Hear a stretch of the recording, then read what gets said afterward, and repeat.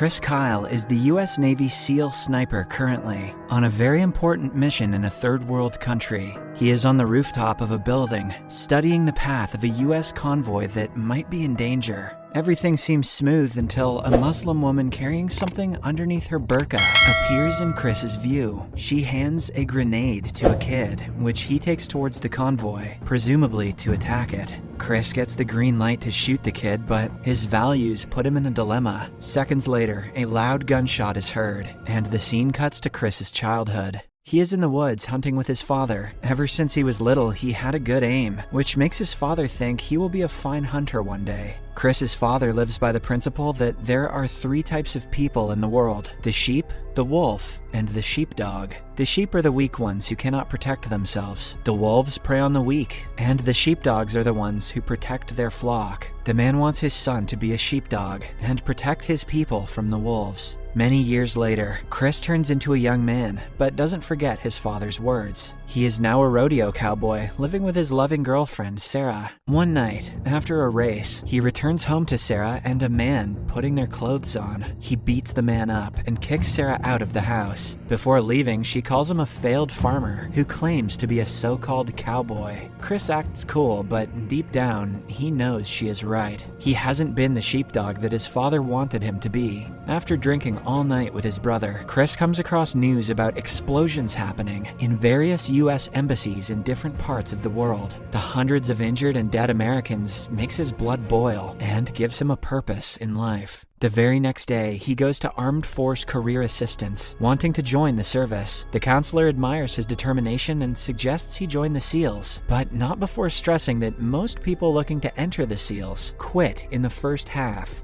Chris keeps that in mind and joins the training. Apart from everything else, he is exceptionally good at target shooting and has the potential to become a skilled sniper. Fast forward, after a months-long extreme training, he finally passes the test and becomes a member of the SEALs. One night, Chris is enjoying a night out at a bar when he meets a beautiful woman named Taya. They instantly connect and end the night together in bed. As time goes by, they fall in love with each other and get married. On the wedding day, Chris and his fellow SEALs are informed that they are about to be deployed in Iraq. They celebrate the milestone and are excited about their first posting. Taya, however, is worried for her husband until he assures her he will return after 6 months. The troop is assigned to the city of Fallujah in Iraq and is stationed to protect the 1st Marines, who are going door to door in an evacuated city to look for terrorists. The scene changes to the beginning of the film when Chris is ready to shoot the kid. As the boy sprints towards the convoy, Chris fires and brings him down.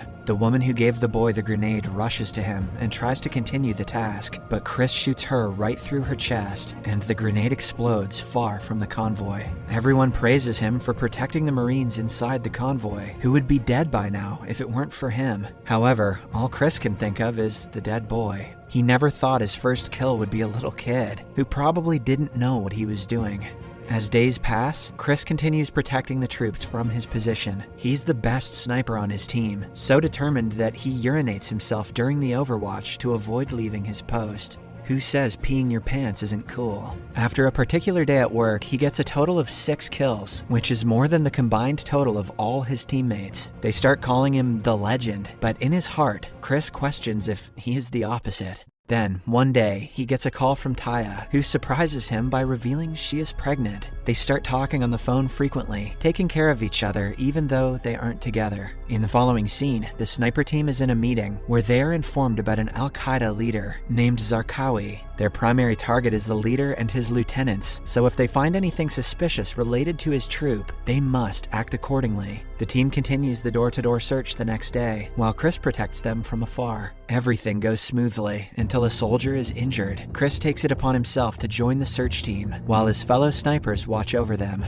During the search, they find an Arabic sheik with his family living in one of the houses that were supposed to be empty. The sheik claims that they don't have anywhere else to go. He wants the Americans to go away because if the butcher catches them talking with the US soldiers, he will kill the entire family. The butcher turns out to be one of Zarqawi's subordinates, who could be useful to find the main man man. The sheik who provided the information is promised a lot of money and a safe life somewhere else. The next day, a military vehicle moves out to meet the sheik again. On their way, Taya calls Chris and informs him they are about to have a boy. As his fellow SEALs congratulate him, the driver is shot and killed. This is when we are introduced to a terrorist sniper, Mustafa. He is an Olympic gold medalist, known for making almost impossible shots, and is also the one who has attacked them. The absence of a driver causes the vehicle to crash. Taya, who is still on the phone, panics and asks Chris if he is okay, but only hears gunshots in reply. Chris somehow manages to find a hiding spot and spies on the rivals. The butcher holds the sheik and his family hostage before brutally killing his son using a drill. The sheik runs to the kid's rescue, but is also shot and killed.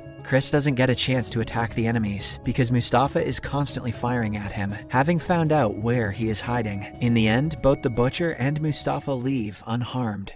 A few days later, Chris and his team return home. Taya is beyond glad to see her husband well and alive. However, after living with him for a few days, she realizes that he is not the same person he was before being deployed. He has turned into a moody man who complains about everything and has forgotten how to enjoy life. It is clear that the things he saw and the things he had to do have gotten into his head and changed him as a person. In the following scene, the couple is returning from a trip to the hospital when Taya goes into labor. Chris turns the car back around, and a few hours later, a beautiful baby boy is born.